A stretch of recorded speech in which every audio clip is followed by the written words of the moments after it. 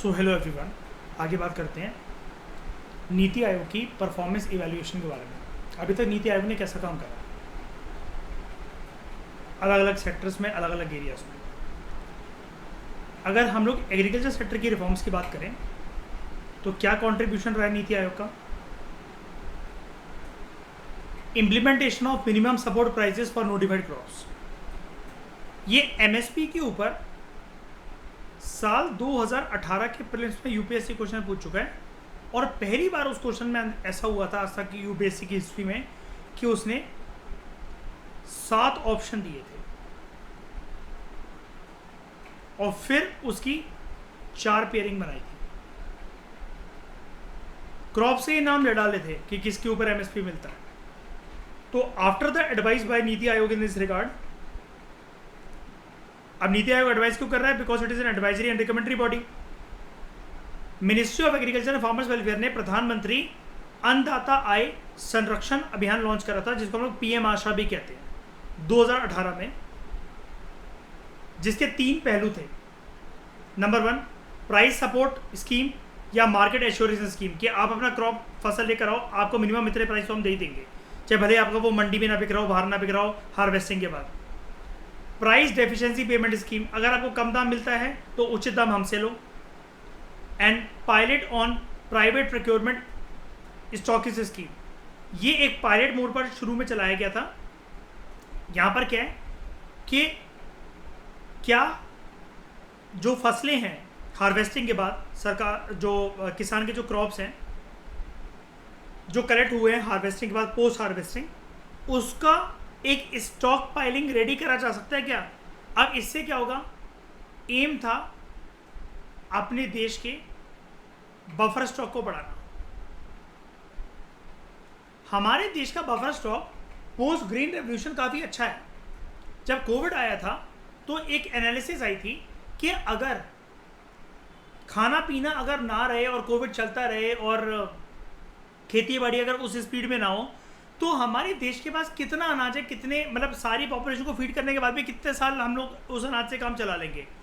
तो एनालिसिस ने कहा था, एक एनालिसिस में निकल कर आया था कि 8 से 10 साल के लिए पर्याप्त मात्रा के अंदर हमारे पास जो हैं वो क्रॉप्स हैं, जिससे पूरे देशवासियों का गुजारा हो सकता है अगर एक सिंगल पैदावार ना हो फसल की। ठीक है, तो प्राइवेट प्रोक्योरमेंट स्टॉकिस स्कीम के बारे में बात करी गई थी यहाँ पर। उसके बाद और क्या कंट्रीब्यूशन रहे हैं नीति आयोग के एग्रीकल्चर सेक्टर रिफॉर्म्स में? Model act on contract farming, it was formulated by ministry of agriculture and farmers welfare in consultation with NITI Aayog, ताकि किसानों को एक अपॉर्चुनिटी दी जा सके to decide the price of the produce and negotiate with the buyers. अब एक contract farming क्या होती है? मैं आपको काफ़ी बार बता चुका हूँ ना, वो पोटैटो चिप्स और मैकडॉनल्ड वाली बात याद है? सॉरी, आलू और मैकडॉनल्ड वाली बात याद है? मैकडी वालों ने ठेका दिया, मैकडी वालों ने ठेका दिया एक किसान को कि तुम जो इस क्रॉपिंग सीजन में जितने भी आलू जो ग्रो करोगे उसकी सप्लाई तुम हमें देना। हम पहले से तुम्हें वादा कर रहे हैं कि इतने इतने पैसे तुम्हें मिल जाएंगे। कॉन्ट्रैक्ट फार्मिंग की कुछ लिमिटेशंस भी होती हैं। वैसे हम जीएस पेपर 3 में इसको पढ़ेंगे, हमारा टॉपिक है, ये सिलेबस का पार्ट है, कि कभी कभार फिर ऐसी कंपनीज क्या करती हैं कि वो उचित दामों पर तो ले लेती हैं। वो ये कहती हैं कि तुम्हारे जैसे अगर 50 किलो आलू हैं जो तुमने हार्वेस्ट करे, उसमें से हम सिर्फ 35 किलो ही लेंगे, यही हमें 6 क्वालिटी के लग रहे हैं, ये 15 किलो हम नहीं लेंगे, वो हमारे किसी काम के नहीं है। अब किसान ने और किसी को वादा करा नहीं और किसी को बेचने के लायक वो रहा नहीं, अब ये 15 किलो उसके वेस्ट हो गए।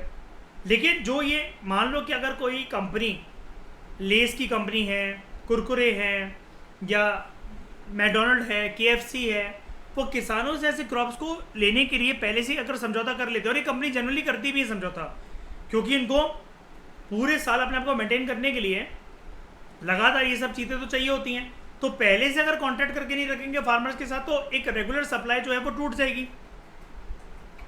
तो उसको कहते हैं कॉन्ट्रैक्ट फार्मिंग। ताकि इनको अपॉर्चुनिटी मिल सके किसानों को to decide the price of the produce and negotiate with the buyers. And buyer यहाँ पर कौन है? ऐसी कंपनीज। उसके बाद बिजनेस मॉडल, उसके लिए नीति आयोग की रिकमेंडेशन के बेसिस पे पूरा पूरा एक्ट आया था, model act on contract farming. Business model for doubling farmers income, इसके लिए एक टास्क फोर्स का गठन करा गया था नीति आयोग के द्वारा to encourage application of science and technology in agriculture production. मैंने आपको मेंस के क्वेश्चन भी दिखाया अभी प्रीवियस लेक्चर में इसके लिए हुए, इसके ऊपर कि बायोटेक्नोलॉजी की एप्लीकेशन से फार्मर्स की वेलफेयर कैसे हो सकती है, फार्मर्स के रिस्क को मिनिमाइज करना, and it is to be based on the use of modern business practices. यानी कि किस लिए था? फार्मर्स की जो इनकम को डबल करना है वो मेजरली कौन से पिलर पर बात करती है, कैसे हो सकती है? Through the application of science and technology in agriculture. उसके बाद agriculture export policy, NITI Aayog से कुछ इनपुट जो हैं ये ministry of commerce and industries को दिए गए, रिकमेंडेशन दी गई। उसमें ये बोला गया कि एग्रीकल्चर एक्सपोर्ट पॉलिसी, अभी आप कहोगे कि एग्रीकल्चर की पॉलिसी है लेकिन देखो एक्सपोर्ट की पॉलिसी है, इसलिए ministry of agriculture and farmers welfare के साथ ministry of commerce and industry को भी सुझाव दिया गया कि उसके अंदर आप एक सेक्शन रखो, जब भी आप एक्सपोर्ट करते हो तो एक क्लॉज रखो या एक चीज़ को मद्देनजर रखते हुए व्यापार करो आप, global export environment and emerging demand, ताकि हम भी एक एग्रीकल्चर प्रोडक्ट्स के एक मेजर सप्लायर बन सकें, एक्सपोर्टर बन सके दुनिया में। ठीक है? और इंडियन गुड्स का भी, इंडियन एग्रीकल्चर गुड्स का एक एक्सपोर्ट एनवायरनमेंट क्रिएट हो सके ऑल ओवर द वर्ल्ड। ठीक है?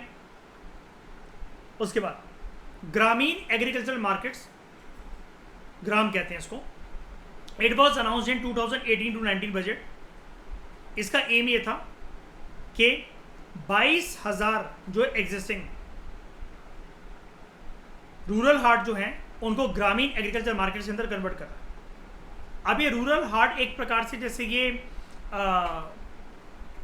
फेयर्स होते हैं, मंडी होती हैं, कुछ जगह होती हैं जहाँ पर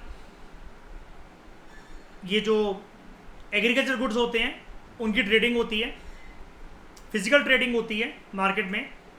और इसी के बेसिस पर जैसे दिल्ली में जो सामानों की, जो हैंडीक्राफ्ट की जो ट्रेडिंग होती है, बाइंग सेलिंग होती है, उसको हम लोग बोलते हैं, जैसे मयूर आपने सुना होगा दिल्ली हाट, है ना? हाँ, ऐसे ये rural haat. Model agriculture land leasing act 2016 by NITI Aayog to recognise the rights of the tenant और लैंड ओनर्स के इंटरेस्ट को सेफगार्ड करना और लैंड रिफॉर्म्स को अच्छे से इंप्लीमेंट करना, उसके लिए डेडिकेटेड बॉडी, डेडिकेटेड सेल जो है वो क्रिएट करा जाए। सेल का मतलब होता है बॉडी क्रिएट करी जाए, एक मैकेनिज्म क्रिएट करा जाए, एक इंस्टीट्यूशन क्रिएट करा जाए। यानी कि जो किराएदार है एक खेती बाड़ी वाली ज़मीन पर और जो लैंड ओनर है, किसी के भी इंटरेस्ट को हानि ना पहुंचे।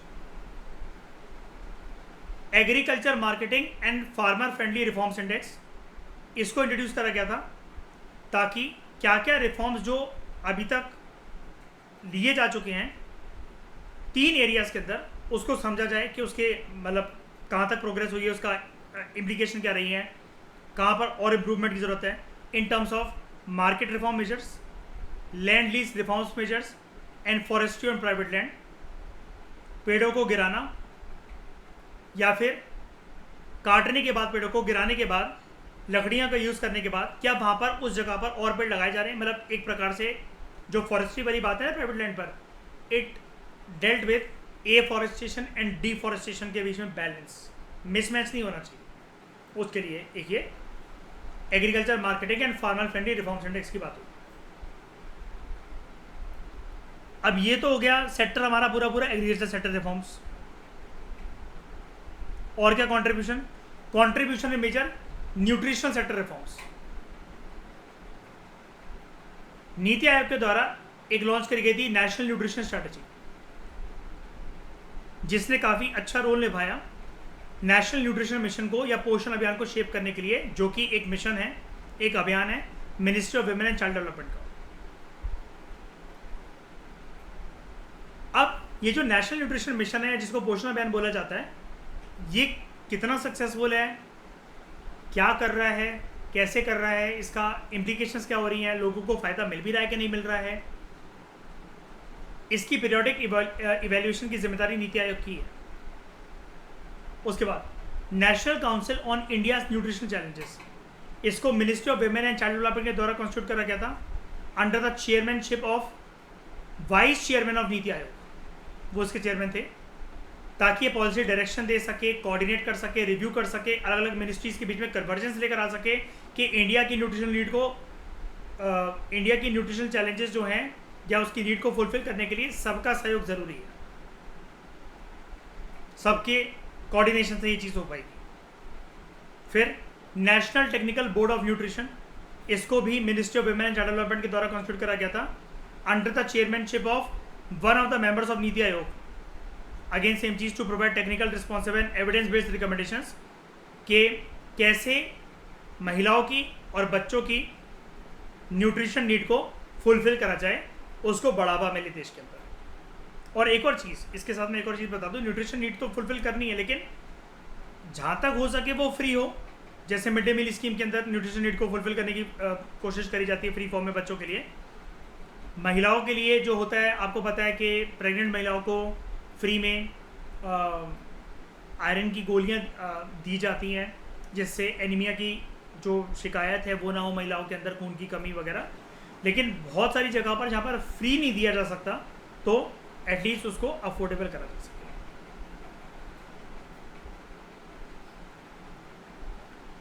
Contribution in major health sector reforms, significant contribution and close coordination with Ministry of Health and Family Welfare कि आयुष्मान भारत स्कीम, ठीक है, इसका कैसे क्या डिज़ाइन बनना है, क्या बनना है, और आगे चलकर आपको पता है अभी स्कीम आ भी गई है आयुष्मान भारत, ठीक है। कंट्रीब्यूशन ऑफ नीति आयोग इन formulation of national medical commission bill, इस बिल में प्रपोज करा गया था कि जो मेडिकल काउंसिल ऑफ इंडिया है इसको रिप्लेस करा जाए with the new national medical commission. And contribution NITI Aayog in the formulation of national commission for homeopathy bill 2018, national commission for Indian system of medicine bill 2018 and national commission for yoga and naturopathy bill 2018। और ये सारे के सारे अब reality बन चुके हैं। Education sector की बात करें, अलग अलग यूनिवर्सिटीज़ के लिए एक फ्रेमवर्क निकालता है, एक रैंकिंग निकालता है उनकी परफॉर्मेंस के बेसिस पर, जिसको हम लोग कहते हैं ग्रेडेड ऑटोनॉमी फ्रेमवर्क। कि जो यूनिवर्सिटीज़ अच्छा परफॉर्म कर रही हैं, रिजल्ट दे रही हैं, उनको आज़ादी दी जा सके कि अपना करिकुलम, अपना सिलेबस वगैरह आप अपने हिसाब से बना सको। थोड़ा सा बस आपको अलाइन करना पड़ेगा, जैसा कि यूनिवर्सिटी ग्रांट कमीशन या कोई भी एक ऐसी बॉडी जो है वो आपको इंस्ट्रक्शन दे। हम लोगों ने करंट अफेयर में कवर करा था ना सीरियस टॉपिक को, एक्रेडिटेशन फ्रेमवर्क, रैंकिंग मिलती है अलग अलग यूनिवर्सिटीज़ को कि वो क्या कर रहे हैं क्या नहीं कर रहे हैं एक पर्टिकुलर टाइम ड्यूरेशन के लिए। इसको स्ट्रेंथन करा जा सके under which new UGC regulations, university grant commission के जो रेगुलेशंस हैं, रूल्स हैं, it would enable additional agencies including third party agencies कि वो हायर एजुकेशन इंस्टीट्यूशंस में जाएं। जैसे आश्रमा की कॉलेज की उस दिन मैं बात कर रहा था उस लेक्चर में, कि वो वहाँ पर जाए और इंस्पेक्शन करे कि सारा करिकुलम वगैरह, सिलेबस वगैरह सब कुछ ठीक चल रहा है, बच्चों की लर्निंग आउटकम्स अच्छी तरीके से निकल कर आ रही हैं, क्या यहाँ से ग्रेजुएट होने के बाद इनकी प्लेसमेंट वगैरह लग सकेगी कि नहीं लग सकेगी, उसके बेसिस पर सारी की सारी रैंकिंग जो है वो दी जाए। अब डीयू के साथ दिक्कत क्या होती है कि डीयू में प्लेसमेंट वगैरह ह्यूमैनिटीज़ में वैसे पूरे ऑल ओवर इंडिया कोई प्लेसमेंट नहीं लगती है। ह्यूमैनिटीज़ के स्टूडेंट्स को अपने आप को जीवन में खुद ही खड़ा करना पड़ता है, ठीक है। लेकिन फिर ये इनको अच्छी रैंकिंग कैसे मिल जाती है? बिकॉज वो कॉलेज टू कॉलेज बात नहीं करता है, वो दिल्ली यूनिवर्सिटी को एज अ यूनिवर्सिटी 1995 कॉलेजेस को एक अम्ब्रेला के अंदर ट्रीट करता है वो। Contribution in major mineral sector reforms, NITI Aayog ने काफ़ी एक्टिव रोल परफॉर्म करा है in framing of the draft of national mineral policy 2018। 2 committees को कॉन्स्टिट्यूट करके on the utilisation of fly ash and slag. Slag जानते हो क्या होता है? ये कूड़ा कबाड़ कचरा वगैरह, मलबा जिसको कहते हैं एक तरीके से।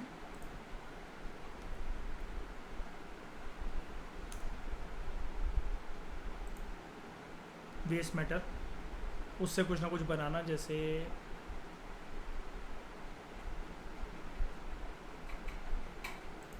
आप ऐसा मान लो ये पूरा का पूरा कचरा कबाड़ जाके जलाकर इसको कुछ ना कुछ करके इसके अंदर कुछ केमिकल्स वगैरह मिलाकर फिर इसको एक ऐसी शेप देना। और फ्लाई ऐश तो आप जानते ही हो, इसके बारे में हमने आर्टिकल भी कवर करा था, करंट अफेयर वगैरह में भी पढ़ा था इसके बारे में। ये लंग्स वगैरह के अंदर एंटर नहीं करना चाहिए, इसको भी यूज़ करना चाहिए, कंस्ट्रक्शन मटेरियल के लिए यूज़ हो जाएगा। याद है मयूर कर रहा था हमने कवर इसको, ब्रिक्स वगैरह बन जाएंगी इससे। ठीक है, ये भी अब रियलिटी है, मतलब ये 2018 की बातें कर रहा है लेकिन ये अब सब रियलिटी है।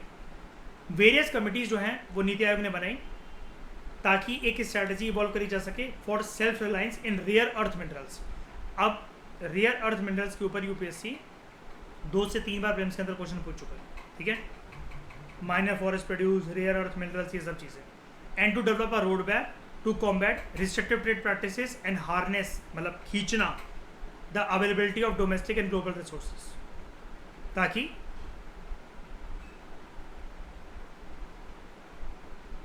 Economic growth in terms of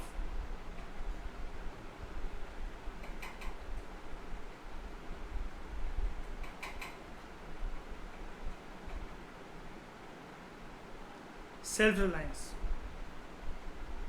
इसको बूस्ट करा जा सके। एनर्जी सेक्टर रिफॉर्म्स की अगर हम लोग बात करें, नेशनल एनर्जी पॉलिसी को ड्राफ्ट करा गया था। ठीक है, to increase accessibility of energy, enhance energy independence, again वही चीज़ है कि सेल्फ रिलायंस बनना, सेल्फ रिलायंस का स्ट्रक्चर क्रिएट करना, ग्रेटर सस्टेनेबिलिटी, वो कॉन्टीन्यूस सप्लाई भी उसकी होती रहनी चाहिए, एंड हायर इकोनॉमिक ग्रोथ, यही सेम पॉइंट जो मैंने आपको बताया।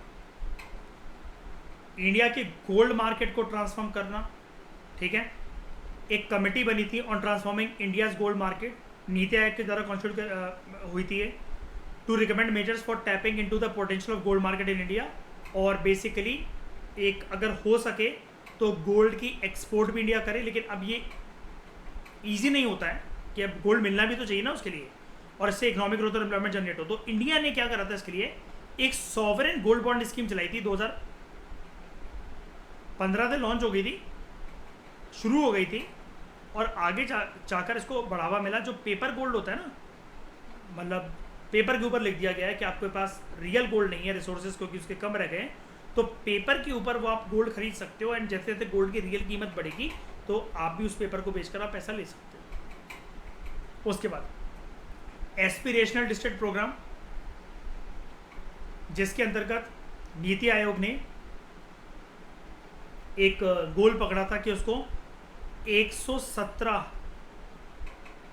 जो अलग अलग इलाके हैं हमारे देश के अंदर, स्पेशली इन 117 रीजन्स में वो 35 डिस्ट्रिक्ट जो कि लेफ्ट विंग एक्सट्रीमिज्म से, नक्सलाइट मूवमेंट वगैरह से प्रभावित है, वहाँ पर हमें सोशल इंडिकेटर्स को इम्प्रूव करना है, अंडर डेवलपमेंट को टैकल करना है, एंड 49 की परफॉर्मेंस पॉइंटर्स जो हैं ये चूज़ करे गए थे ताकि वहाँ पर जो भी लोग रह रहे हैं उनका जीवन व्यापन सही करा जा सके, as well as monetary efficiency उन रीजन्स में रहने वाले लोगों की इम्प्रूव करी जा सके, ताकि उनको भी लगे हमारा भी इस देश में रहना एक फ्रूटफुल तरीके से रहना साबित हो रहा है।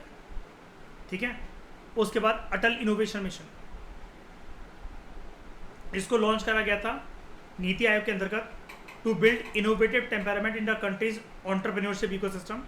अटल टिंकरिंग लैब्स जो थी ये इस्टेब्लिश करी जानी थी, अब वो इस्टेब्लिश हो गई है गर्मियों की छुट्टियों में, या फिर वैसे भी एक इसके लिए अलग से क्लासरूम्स बने हुए स्कूलों में। मैं 11-12 के जिन जिन स्टूडेंट्स को ट्यूशन्स पढ़ाने जाता हूँ उनके स्कूलों में अभी अटल ड्रिंकिंग लैब वो लोग बताते हैं कि आ गई हैं, तो वो बोलते हैं जैसे मुझसे कि कल भैया हमारी एक्स्ट्रा क्लास है अटल ड्रिंकिंग लैब में, हम पार्टिसिपेट करते हैं, उसके अंदर हम उसके मेंबर हैं। ये लोग कुछ ना बच्चों को स्किल सिखाते हैं, कुछ ना कुछ बनाना, कुछ स्किल का काम करना, जिसकी वजह से बच्चों को कुछ पता हो और 12वीं के बाद जाकर कोई कुछ ना कुछ अपना ये एक इंडिपेंडेंट रूप से काम करके पैसा जनरेट कर सके। To foster creativity and scientific temperament among the students, जहाँ पर students can design and make small prototypes to solve challenges that they see around them, और इसकी वजह से वो आगे चलकर वो पैसा भी जनरेट कर सकें। तो वो जैसे रोबोट्स, प्रॉपर वाले रोबोट्स तो नहीं, जैसा कि आपके दिमाग में एक इमेज आती है रोबोट्स की, लेकिन कुछ ऐसे छोटी छोटी टेक्नोलॉजी जो कि काम आसान कर सकें, या आसपास ये जो भी चीज़ें देख रहे हैं तो वो कुछ ना कुछ चल सके, ऐसा उसके लिए अटल टेक्निकल लैब जो है वो बनाई गई थी। इसका एक सपना देखा गया था। अब ये काफ़ी सारे स्कूलों में, दिल्ली के स्कूलों में तो आने लग गई है, बाकी का मुझे पता नहीं। ठीक है, उसके बाद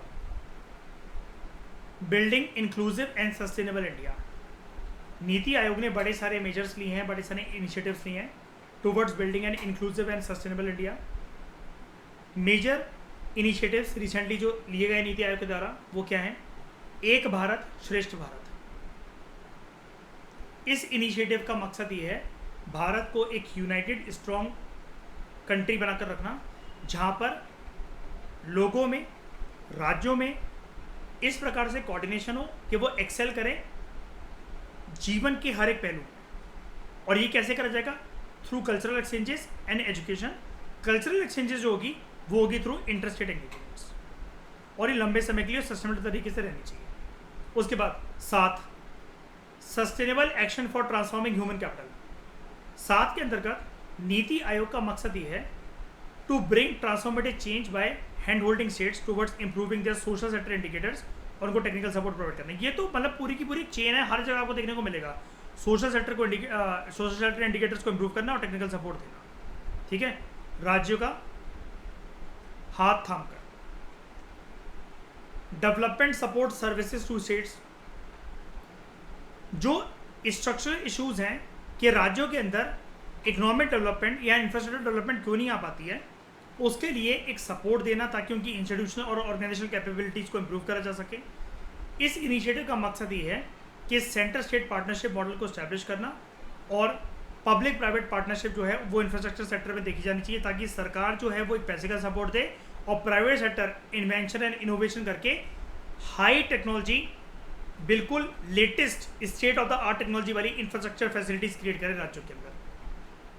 एंड नीति आयोग ने राज्यों की मदद करी है in the preparation of state human development reports also. जैसे एक नेशनल ह्यूमन डेवलपमेंट रिपोर्ट निकलती है, ऐसी स्टेट ह्यूमन डेवलपमेंट रिपोर्ट अलग अलग राज्य अपनी निकाल सकें, ताकि कंपैरिजन करा जा सके अलग अलग राज्यों के बीच में, और वो फोस्टर करेगा the spirit of competitive federalism.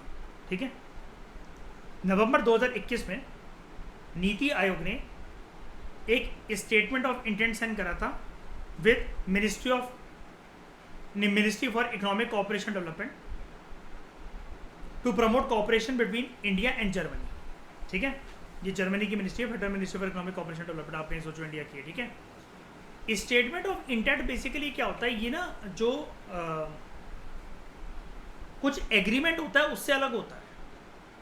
अब यहाँ पर बेसिकली क्या होता है कि दो लाइक माइंडेड कंट्री जो कि कॉमन मुद्दे पे सेम तरीके से सोच रही होती हैं, तो वो एक मैटर पर आगे बढ़ने का साथ में सोचती हैं। तो it intends to initiate a mechanism. NITI BMZ, मतलब ये जर्मनी का एक ये जो मिनिस्ट्री है, ministry for economic cooperation development, उसके बीच में डेवलपमेंट कोऑपरेशन को लेकर डायलॉग प्रमोट करने की बात करी गई थी। अब ये जो कोलैबोरेशन हुआ, ये किसके ऊपर फोकस करता था कि कैसे ये आर्टिफिशियल इंटेलिजेंस को यूज़ कर सकते हैं, ठीक है, for tackling various challenges related to climate change. अब NITI BMZ dialogue on development cooperation, ये अब एक बाय एनुअल डायलॉग है। अब बाय एनुअल का मतलब क्या है? एक साल में 2 बार या 2 साल में 1 बार?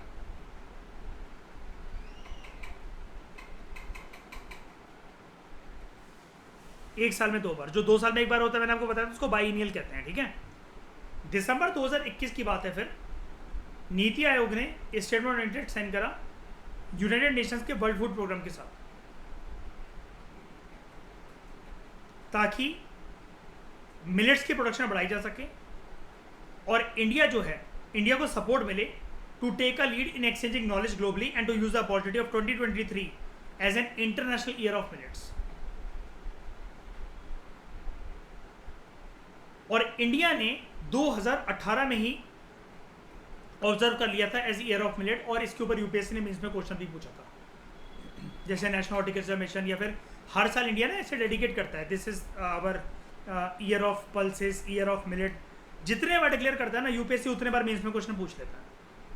ऐसा कभी भी नहीं हुआ, मैंने जीएस पेपर 3 में नहीं देखा एक पेपर के एक पर्टिकुलर साल को इंडिया ने ईयर ऑफ ये डिक्लेयर कर रखा और इंडिया ने यूपीएससी ने जीएस पेपर 3 के अंदर उसके ऊपर क्वेश्चन ना पूछा हो इंडिया के उस डिक्लेरेशन से रिलेटेड।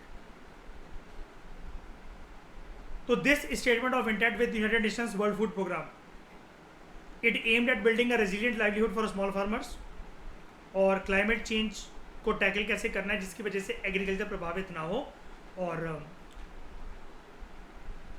फार्मर्स के जो सुसाइड का जो केस है वो रिजॉल्व करा जा सके। इस डिस्कशन में दोस्तों फिलहाल इतना ही। Thank you very much for discussion.